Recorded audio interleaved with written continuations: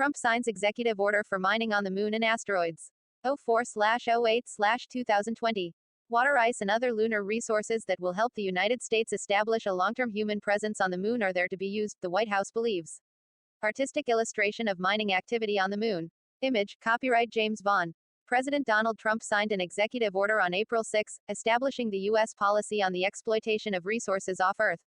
This policy emphasizes that the current regulatory regime, notably the 1967 Outer Space Treaty, allows the use of such resources. This view has always dominated U.S. government circles. For example, the United States, like other major space-traveling countries, has not signed the 1979 Moon Treaty, which stipulates that the unscientific use of space resources is governed by an international regulatory framework. And in 2015, Congress passed a law explicitly allowing American companies and citizens to use lunar and asteroid resources. The new executive order makes things even more official, emphasizing that the United States does not see space as a global common good, and sees a clear path for mining outside Earth without the need for further international treaty-level agreements. The executive order, called Encouraging International Support for the Recovery and Use of Space Resources, has been in progress for about a year, a senior government official said during a conference call with reporters. The order was motivated, at least in part, by a desire to clarify the United States' position in negotiating with international partners to help advance NASA's Artemis program for manned lunar exploration, the official added. Engagement with international partners remains important, the official said. Artemis intends to land 2 astronauts on the moon in 2024 and establish a sustainable human presence around the Earth's closest neighbor by 2028.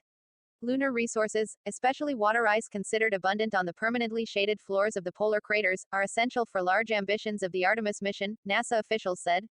The moon is not the final destination for these ambitions, by the way.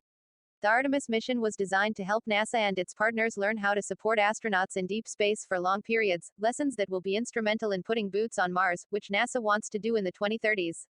Scott Pace, Deputy Assistant to the President and Executive Secretary of the U.S. National Space Council, said in a statement.